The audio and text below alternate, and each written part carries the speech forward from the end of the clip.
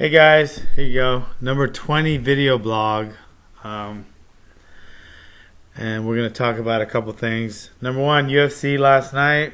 Uh, Good show. Again, not a great show. I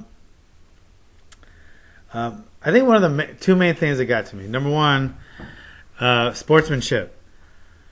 It's just always better to watch a fight. It's with the two guys have a lot of respect and a lot of sportsmanship. Amir.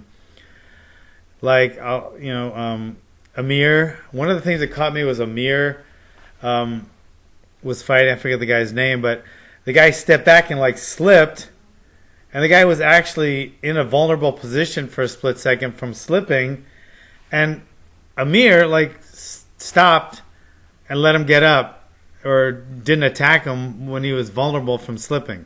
I'm sure if he knocked him down, then that's part of the game. But it looked like he stepped into a wet spot or something and slipped, and Amir let him stand back up before he went after him. Amir ended up winning.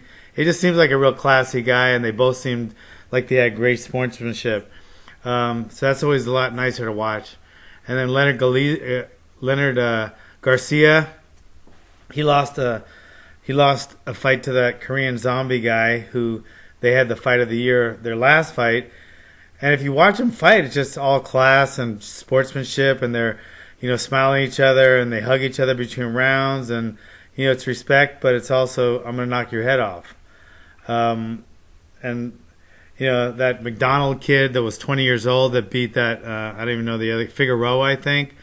I mean, those guys hugged even before the second round started. It wasn't even the fight was over, and they had so much respect for each other, and it was such a back and forth battle that McDonald ended up winning a close decision. But I mean, it was just that kind of stuff's a lot better to watch than guys with basically douchebag guys that aren't as fun to watch.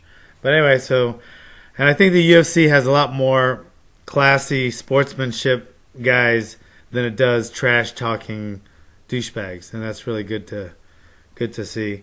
The main event, Phil Davis, such a talented guy, fought Little Nog.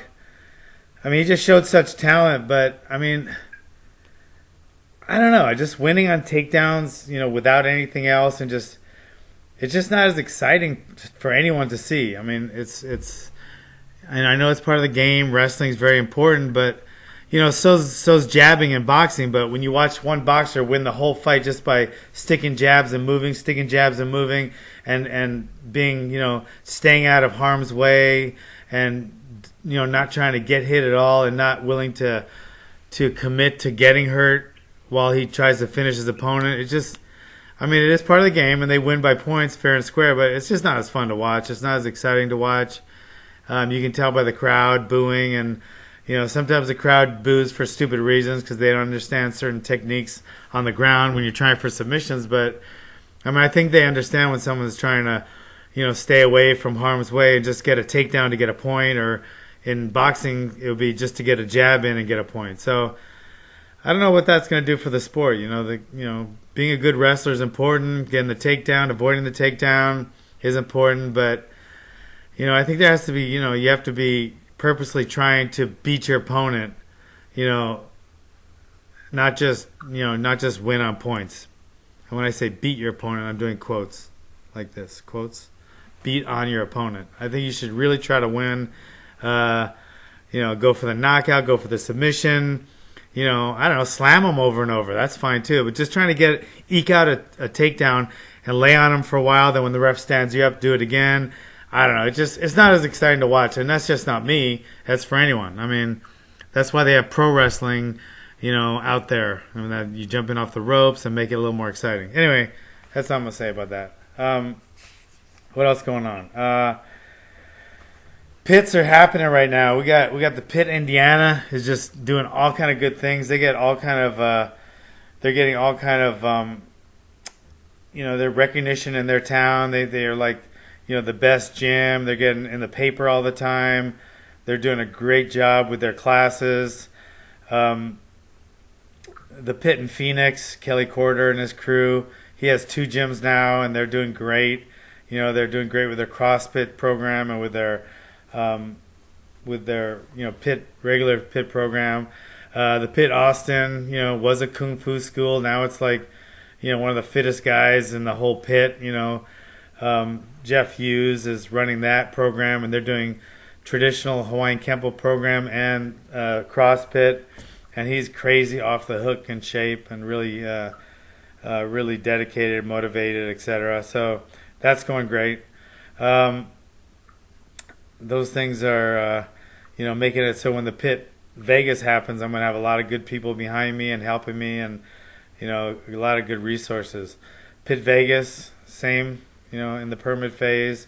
The guy promises me by the end of May the doors will be open.